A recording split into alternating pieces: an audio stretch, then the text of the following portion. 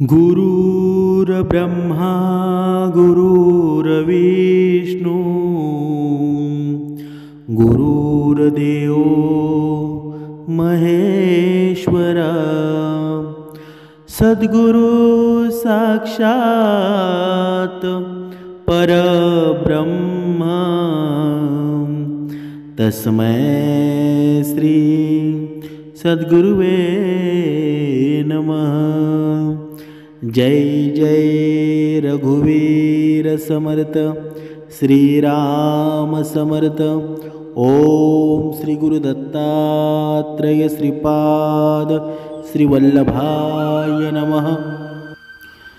सुंदर मनमोहक सकाळच्या वातावरणामध्ये सर्व सज्जन भाविकांचं मनापासून स्वागत आहे। सद्गुरु चरणांना नतमस्तक होऊन आपण या निरूपणास सुरुवात करूया। बघा, सकाळ झालेली आहे आणि या सकाळच्या वेळेमध्ये सकाळीच आंघोळ केल्यानंतर आपण गंध लावतो कपाळाला। पण आपण हा गंध का लावतो कधी विचार केला आहे का या मानवाने? या गंध लावण्यामागे काय धर्मशास्त्र आहे का, शास्त्र काय आहे का? आणि या गंधामुळे आपला पूर्ण दिवस किती तेजोमय आणि ऊर्जामय जातो। प्रत्येकाला हे सर्व माहीत आहे। पण बघा, आपण याचबद्दल कपाळाला गंध का लावावा याबद्दल या निरूपणामध्ये पाहणार आहोत। बघा, धर्मशास्त्र सांगतं गंध ही केवळ धर्माची नाही तर मनुष्याच्या अस्तित्वाची खूण आहे। बघा, अलीकडच्या काळामध्ये आंतरराष्ट्रीय स्तरावर बुद्धिबळ खेळणाऱ्या आर प्रज्ञागंधा या भारतीय खेळाडूला परदेशात मुलाखतीच्या दरम्यान विचारण्यात आलं, तू कपाळावर ही विभूती का लावतोस? त्यावर 16 वर्षीय प्रज्ञानंदा म्हणाला, माझी आई मला सांगते म्हणून मी कपाळाला गंध लावतो। बघा, 16 वर्षीय हा प्रज्ञानंदाच्या जागी आपण असतो ना तर कदाचित आपणही तेच उत्तर दिलं असतं। कारण बाळपणापासून आपल्यावरही हा संस्कार आपल्या आई आणि आजीने करून ठेवला आहे। बघा, त्यानुसार आपण कपाळाला गंध लावतो। मात्र ते का लावावं किंवा ते लावल्याने होणारे फायदे कोणते, की ती केवळ धार्मिक खूण आहे याबद्दल आपल्याला काहीच माहीत नसतं। बघा, देह असं म्हटलं जातं, देह देवाचे मंदिर। बघा, असं आपण म्हणतो। ज्याप्रमाणे समर्थ सांगतात, ज्याप्रमाणे मंदिरात सर्वत्र ईश्वर व्यापून उरलेला असतो ना, त्याप्रमाणे या देहातील रोमारोमात होणारे स्फुरण हे ईश्वरी भावाकडे खेचणारं असतं। हृदय, यकृत, मेंदू, मूत्रपिंड ही स्थाने तंदुरुस्त असतील तरच देह तंदुरुस्त राहतो। हे अवयव म्हणजे देह मंदिराचे स्तंभ आहेत। बघा, समर्थ पुढे सांगतात, या देहात भगवंत नित्य वास करतो। या देहस्थित मूर्तीस गंध लावणं म्हणजे छोटीशी देवपूजाच आहे। ज्या संसारी माणसाला पूजेसाठी देखील वेळ नसतो ना, त्यांनी किमान स्नान झाल्यावर कपाळावर गंध लावून अंतर आत्म्याची पूजा करावी। पूजा जरूर केली पाहिजे। गंध लावण्यामागे रहस्य म्हणजे काय? बघा, गंध लावताना अंगुळी स्पर्श होतो। ही अंगुळी मध्यमाचा असावी, म्हणजे मधले बोट असावे। त्या बोटाचा थेट हृदयाशी संबंध असतो। अंगुलीतून प्रवाहित होणारी स्पंदने असतात ना, ती थेट हृदयाला जाऊन भिडतात। गंध लावण्याचे व्यावहारिक कारण म्हणजे गंध लावणारा मनुष्य सहसा पाप कर्मास प्रवृत्त होत नाही, कारण तो देवाचे अस्तित्व मानणाऱ्यांपैकी एक असतो।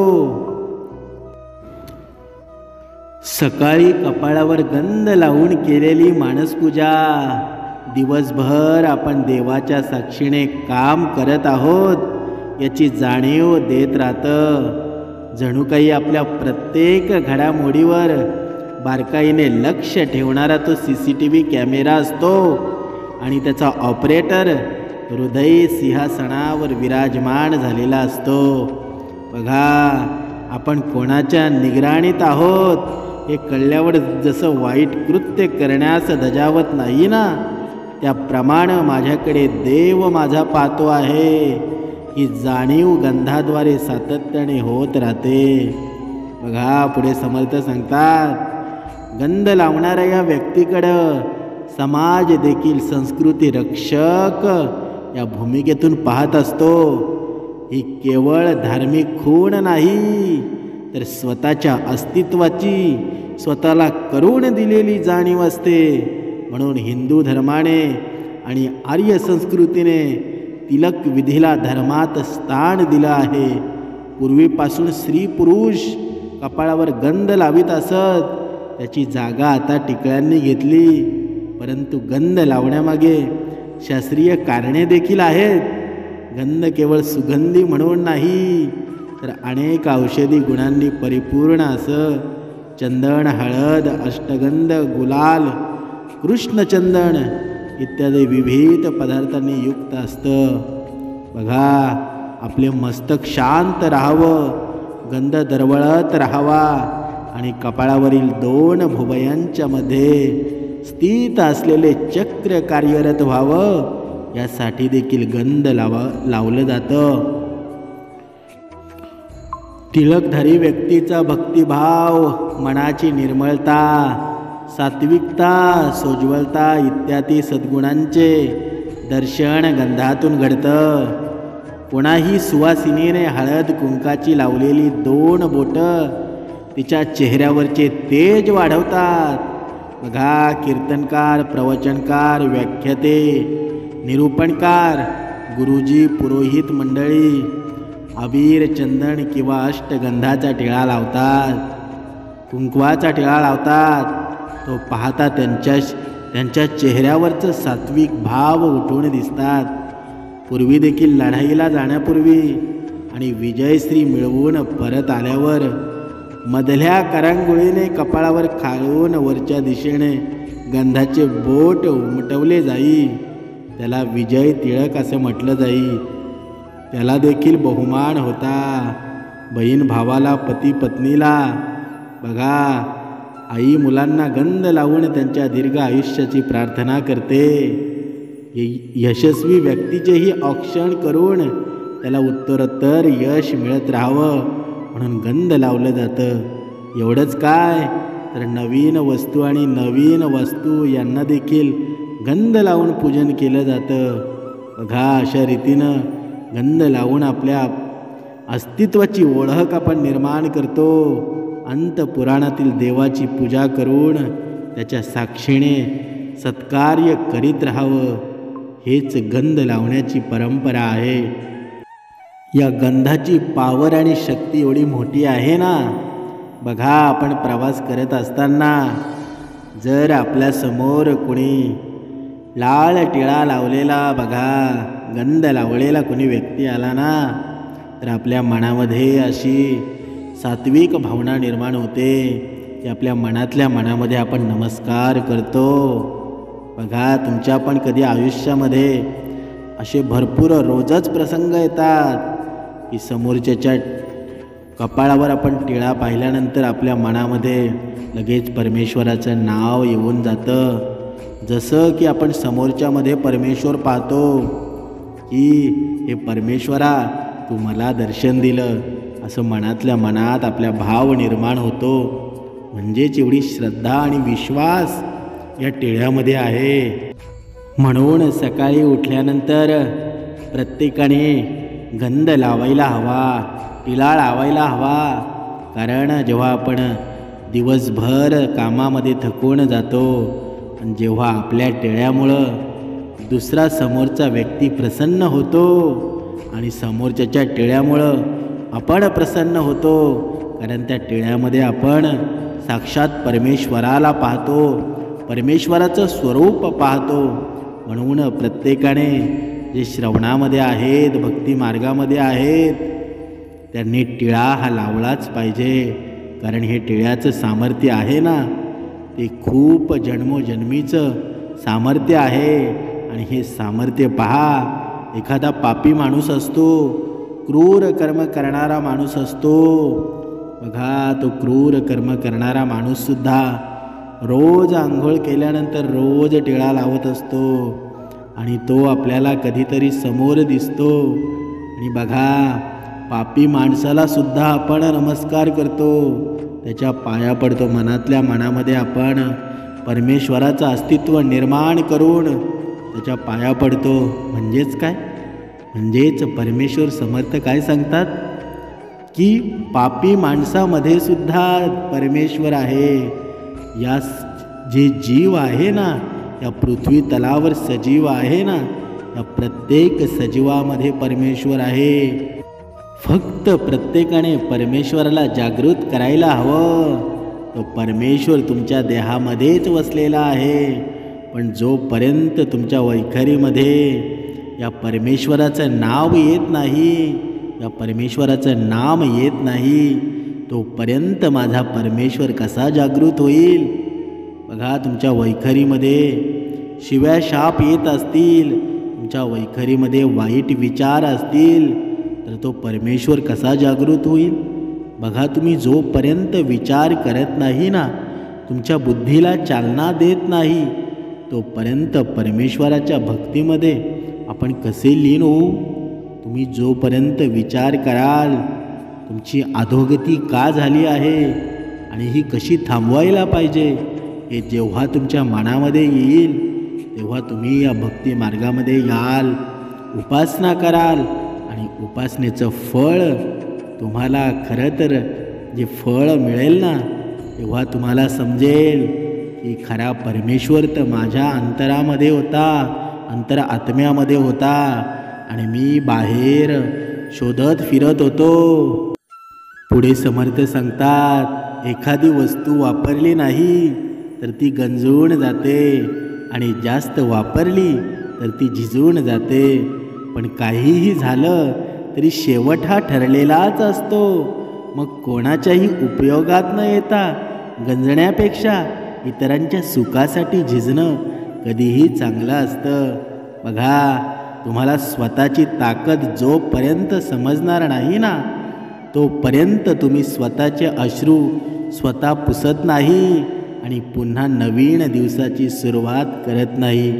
म्हणून स्वतःची किंमत ओळखा, स्वतःची ताकद ओळखा. दुसरा सांगतोय म्हणून आपण जे कार्य करणं हे चुकीचं आहे. तुमच्या स्वतःच्या मनाला तुम्ही जागृत करा आणि स्वतःची बुद्धी तुम्ही चालवाल ना, तेव्हा तुम्हाला खरा परमेश्वर तुम्हाला तुमच्या मनामध्ये निर्माण झालेला दिसेल. बघा, पुढे समर्थ सांगतात, ही गोष्ट नेहमी लक्षात ठेवा.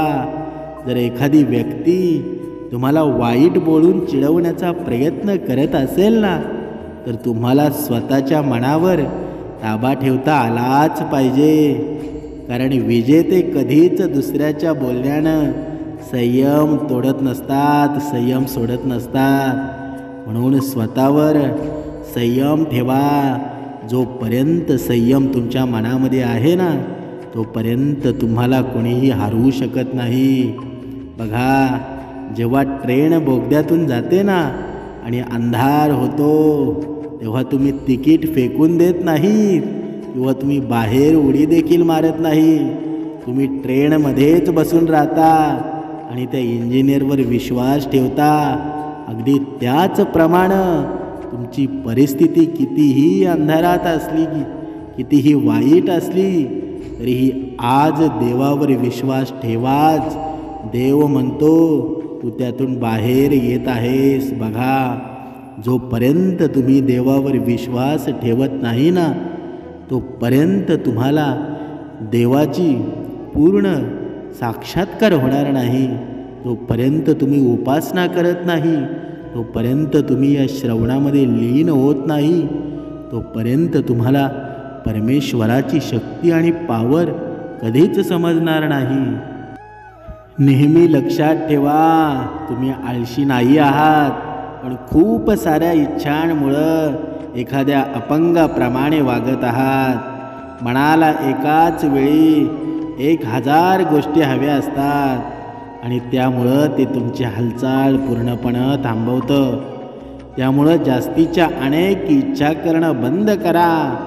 एकाच वेळी एकच गोष्ट निवडा आणि तुमचं सर्व लक्ष त्यावर केंद्रित करा.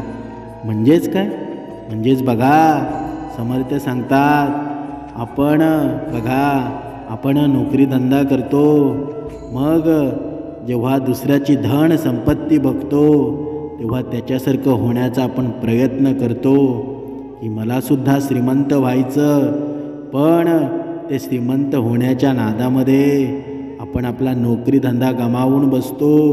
आपण भरपूर जास्तीत जास्त उद्योगधंदे करायला लागतो.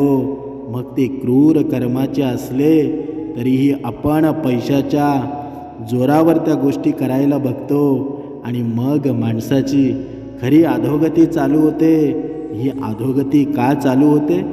बघा, समर्थ सांगतात, म्हणून तुम्ही जे करताय ना तेच करा, पण त्याच्यावर पूर्णपणे लक्ष तुमचं केंद्रित करा. मग बघा, लक्ष्मी तुमच्या दारामध्ये येते की नाही. बघा, पुढे समर्थ सांगतात, फक्त मेलेला मासा प्रवाहाच्या दिशेने वाहत जातो, परंतु जो जिवंत आहे ना तो नेहमीच प्रवाहाच्या विरुद्ध दिशेने पुढे जात असतो. मग तुम्ही का जगाच्या धावपळीसोबत जाण्याचा प्रयत्न करता? जो विरुद्ध जातो तोच चमकतो. म्हणून आपण हिरे आहोत, चमकणारे आहोत. म्हणून आपण प्रयत्न केले पाहिजेत. प्रयत्न केले तर त्यातच परमेश्वर आहे. बघा, पुढे समर्थ सांगतात, दुःखाची भीती बाळगणारा माणूस ती गोष्ट घडण्यापूर्वीच त्यातून होणारा त्रास सहन करत असतो. बघा, आपल्या हातातून निघून गेलेल्या गोष्टी नेहमी आपल्याला सुंदर वाटत असतात, जसं की बालपण. बघा, पुढे समर्थ सांगतात की हे मानवा, बघ त्या मधमाशीकडे. मधमाशी कधीच आपला वेळ साध्या माशीला हे सांगण्यात घालवत नाही की मध हे घाणीपेक्षा खूप चांगलं आहे. म्हणजेच काय तर समजूतदार व्यक्ती ही वेड्या लोकांना हे सांगत बसत नाही की तुम्ही जे करत आहात ते चुकीचं आहे. बघा, म्हणजेच काय? म्हणजेच आपण आपल्या वैखरीतून चांगले विचार ज्यांना समजतील त्यांच्याशी शेअर करावेत. ज्यांना त्या विचारांचा संबंधच नाही त्यांच्यासोबत आपण भांडण करतो, भांडत राहतो. बघा, त्याच्यामुळं आपलं जे कोणी ऐकतो, आपले ज्याला विचार आवडतात त्याच्याशीच आपण विचार केले पाहिजेत, विचार शेअर केले पाहिजेत.